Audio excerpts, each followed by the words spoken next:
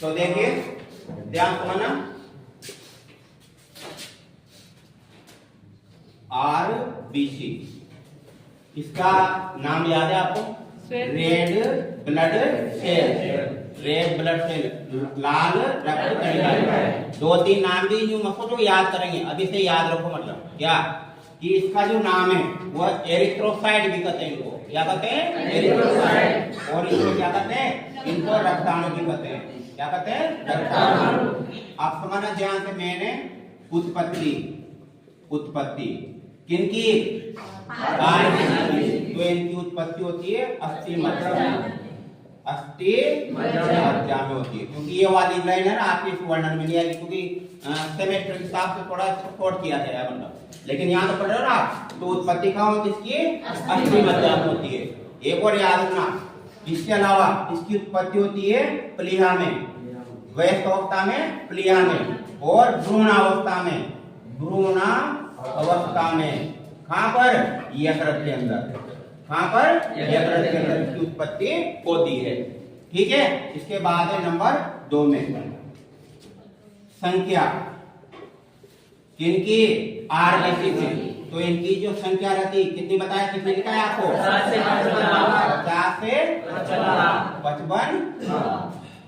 55 लाख है ना। अब याद रखना इसमें आरबीसी का हमेशा जो है 55 लाख। अब याद में ये आंकड़ा थोड़ा है ना, अलग अलग बुक्स के अनुसार ये इसका चेंज होता है, मतलब इसको फिक्स नहीं माना जाता, इसलिए इस टाइप का आज तक क्वेश्चन भी नहीं आया। इसका आरबीसी का संख्या के रूप में क्वेश्चन अभी तक नहीं आया। उसका रीजन है कुछ किताब में तो आपको 45 से 50 मिलेगा, और किसी में जो है ना 50 से ये 55 मिलेगा, और किसी में 60 तक भी मिल जाएगा। तो इसलिए इसका फिक्स नहीं आता है। आप भी अगर सर्च करोगे ना तो हाँ ये जरूर है रहेगा, पर 45 से और 55 के बीच ही, ये याद रखना, इससे ज्यादा डिफरेंस नहीं आएगा। आगे समझ में, ये कोई सी भी बुक्स हो या नेट हो या कहीं पर भी सर्च करो आप, ये संख्या मानी जाएगी, राइट। ठीक है। आगे इसके बाद आते संख्या होगी। अब इसका जो है जैसे मतलब इसमें आकार, आकार इसका रहता है गोलाकार, गोलाकार आकार कैसा रहता है? गोलाकार, है ना। तस्तरी नुमा जो होता है, तस्तरी नुमा, तस्तरी नुमा।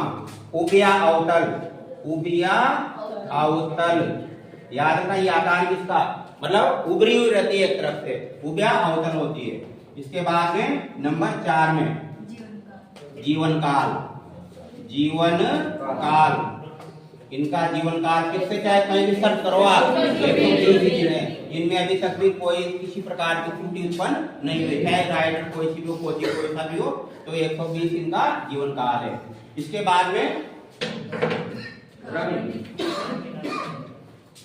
और बोलो रंग, रंग, रंग, रंग भी ले लो। रंग होता है इनका लाल रंग, लाल रंग। किसके कारण? हीमोग्लोबिन के कारण। हीमोग्लोबिन में भी याद रखो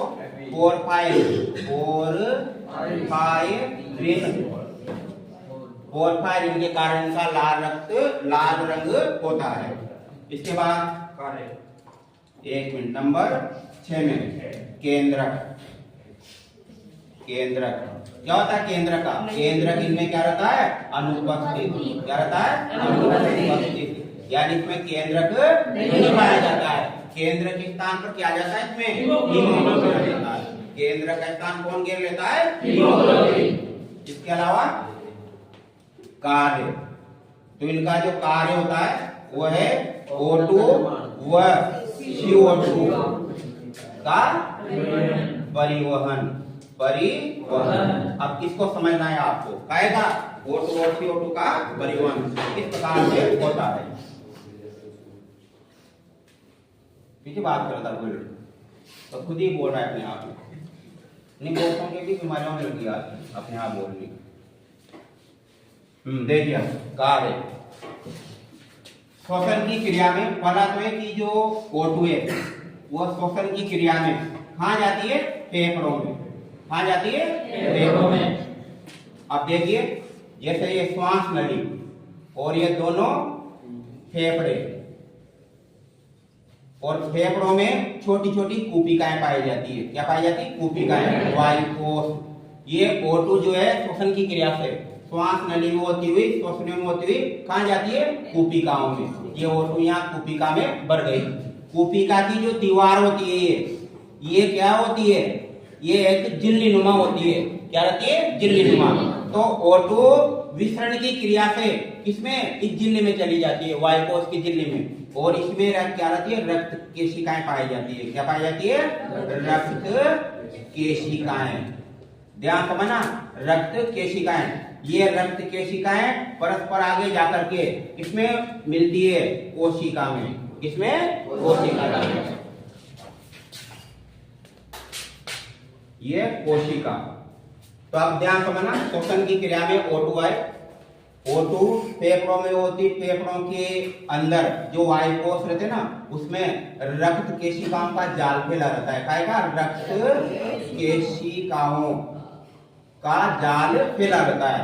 तो विसरण की क्रिया से ये O2 किसमें प्रवेश कर जाती है? रक्त में। किसकी में? रक्त केशिकाओं के अंदर जो रक्त भरा होता है ना, तो रक्त में प्रवेश कर गई। अब रक्त में क्या रहती है? आरबीसी रहती है। क्या रहती है? आरबीसी। और आरबीसी में क्या पाया जाता है? हीमोग्लोबिन। क्या पाया जाता है? हीमोग्लोबिन। तो ये जो हीमोग्लोबिन है उससे क्रिया करती है O2, तो इससे क्या बनता है? ऑक्सीहीमोग्लोबिन। क्या बनता है? ऑक्सीहीमोग्लोबिन। ग्लोबिन। ये ऑक्सीहीमोग्लोबिन का अर्थ क्या होता है? शुद्ध रक्त होता है। क्या होता है? शुद्ध रक्त। याद रखना, ऑक्सीहीमोग्लोबिन का क्या होता है? शुद्ध रक्त। तो इस प्रकार से कहने का अर्थ है कि ये जो है ना क्या बन गए यहाँ? HbO2 अर्थात ऑक्सीहीमोग्लोबिन। और ये ऑक्सीहीमोग्लोबिन के रूप में इसमें जो झिल्ली आई कोशिका की, तो हीमोग्लोबिन अंदर नहीं जा पाएगा। क्यों नहीं जाएगा? क्योंकि हीमोग्लोबिन एक ठोस प्रोटीन है, तो इस झिल्ली को कैसे पार करेगा?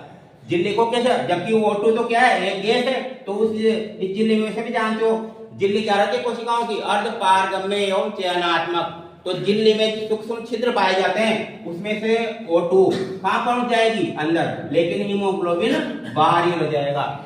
हीमोग्लोबिन बाहर ही रुक गया, इंतजार कर रहा है किसका? CO2 का इंतजार कर रहा है। कहां से आएगी CO2? यहां से आएगी। देखिए O2 अंदर गई, कोशिकाओं में क्या रहता है? C6H12O6 plus O2। ये अभियान गए ना O2, इस O2 ने इसका क्या किया? ऑक्सीकरण किया भोजन का, जिसके फलस्वरूप उत्पन्न होगी CO2 plus H2O plus 686 kilo joule ऊर्जा। तो ये ऊर्जा तो माइटोकॉन्ड्रिया के रूप में, माइटोकॉन्ड्रिया में एटीपी के रूप में संग्रहित हो जाएगी। माइटोकॉन्ड्रिया में एटीपी के रूप में संग्रहित हो जाएगी कौन? ऊर्जा। और जो जल होगा वो कोशिका द्रव्य में घुल जाएगा कोशिका से। अब बची CO2, क्योंकि CO2 को कोशिकाओं में लंबे समय तक नहीं रखा जा सकता है। कोशिकाओं पर क्या है? विषैला प्रभाव डालती है। हम CO2 को लंबे समय तक अंदर नहीं रख सकते हैं, इसलिए तो श्वसन की क्रिया में कौन सी गैस बाहर निकल रही है? CO2 निकल रही है। CO2 अगर एक बंद कमरा कर दिया जाए, इसमें CO2 बढ़ दी जाए, तो व्यक्ति की क्या हो सकती है? मृत्यु होती है।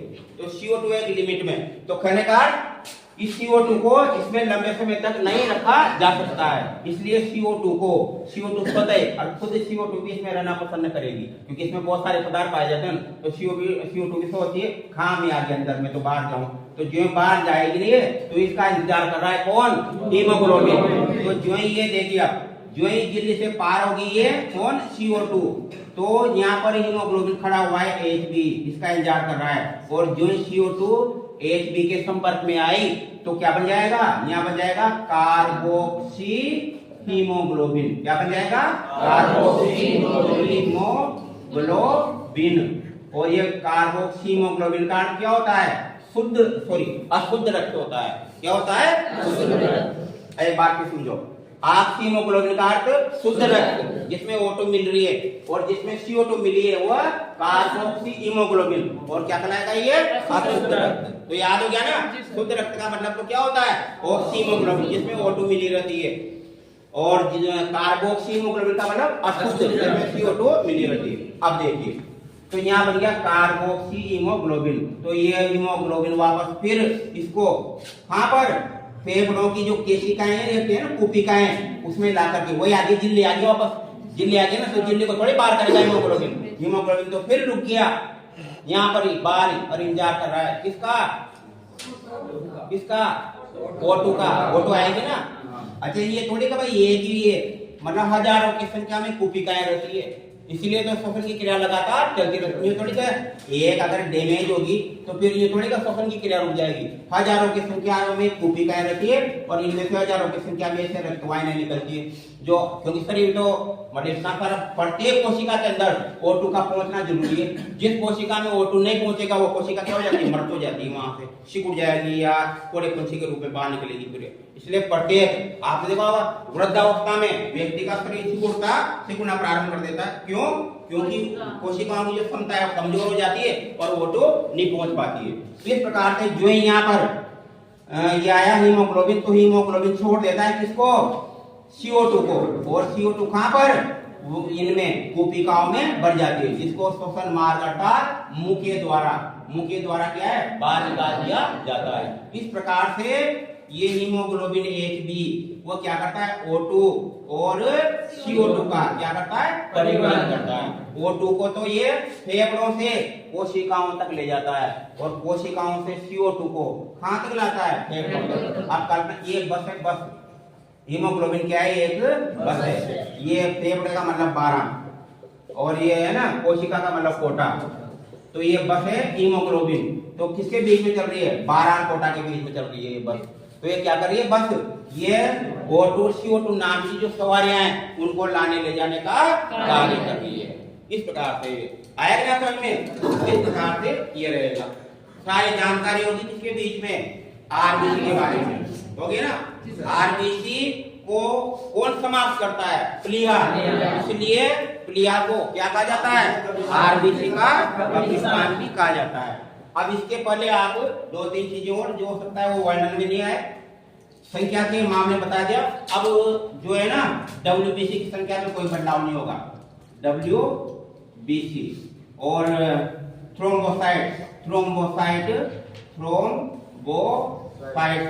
इसकी संख्या में भी कोई बदलाव नहीं होगा, क्योंकि आरबीसी में तो आपने देखा था ना, आरबीसी में मैंने कितना नोट कराया आपको, कितना, 50 से 55 लाख।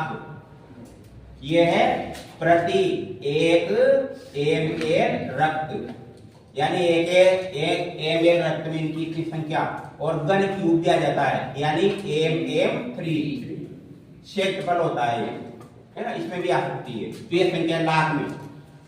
WBC की संख्या किसमें होगी, हजार में, लाख में, हजार में। इसकी संख्या फिर से 6 से यानी 6000 से और कितने 10,000 तक, नहीं 10, ये मान्यता प्राप्त संख्या है ना। अगर कहीं बुक्स में कहीं आपके कंप्यूटर क्लास में कोचिंग में तो गलत है, ये मान हमेशा राइट है। उसी प्रकार से थ्रोम्बोसाइट की संख्या याद रखना है, मान 6000 से और 10,000। इसकी भी काय में आती है, बताओ काय में, थ्रोम्बोसाइट नाम सुना होगा ना, प्लेटिलेट। आजकल तो कोई जानता है प्लेटिलेट के बारे में। अगर वायरल फीवर हो गया तो प्लेटिलेट टूटती है, गिरती है, कम हो जाती है। और एक बीमारी तो जानते हो आप, डेंगू में सबसे ज्यादा क्या होता है, प्लेटिलेट। उसका जो टेस्ट होता है ना डेंगू का, वो भी इसी पर आधारित है, प्लेटिलेट पर आधारित। तो प्लेटिलेट की संख्या गिर जाती है मतलब। तो प्लेटिलेट कितनी संख्या रहती है, हाँ, ये 2 लाख से और 4 लाख, इसमें भी कोई बदलाव नहीं होगा, ये भी ये संख्या रहेगी। आगे में तो अगर किसी की संख्या जैसे 1.50 रहेगी है ना, तो यहाँ तक भी नहीं माना जाता डेंगू या वायरल फीवर। अगर इससे नीचे गिरना होती है फिर शुरू, तो फिर माना जाता है फिर। और जैसे आजकल तो बहुत से मनुष्य ऐसे भी देखे मैंने जिनके 30 से 40 हो गई थी, पहले 30 से जिनकी 30-40 हजार मतलब ये हो जाती थी लाख, तो उनको उनकी मृत्यु हो जाती थी, क्या मतलब सॉरी हाँ लाख मतलब हजार में नहीं, तो 1000 हो जाती थी, उनकी मृत्यु निश्चित हो जाती, घर वाले मानते थे मृत्यु। लेकिन अब नहीं होता, अगर ये गिरेगी ना तो क्या चढ़ा देते हैं, प्लेटिलेट चढ़ाई जाती है, प्लेटिलेट चढ़ाई जाती है, रक्त को लेते हैं उसमें से प्लेटिलेट को अलग कर दिया जाता है फिर। तो कम से कम जैसे ना एक यूनिट अगर प्लेटिलेट हटाना है, प्लेटिलेट, तो फिर उस मनुष्य से दूसरा जो उसके हो गए ना रिश्तेदार, उनसे मतलब कम से कम मानो 2 या 3 यूनिट रक्त लिया जाएगा। क्या करेंगे, वेस्टेज जाता है ना, और तो भाई उसमें से किसको निकालते हैं, केवल प्लेटिलेट को निकालते हैं। तो इस प्रकार से तो याद है, संख्या याद रहेगी ना आपको, इस प्रकार से। तो आगे बढ़ते हैं हम।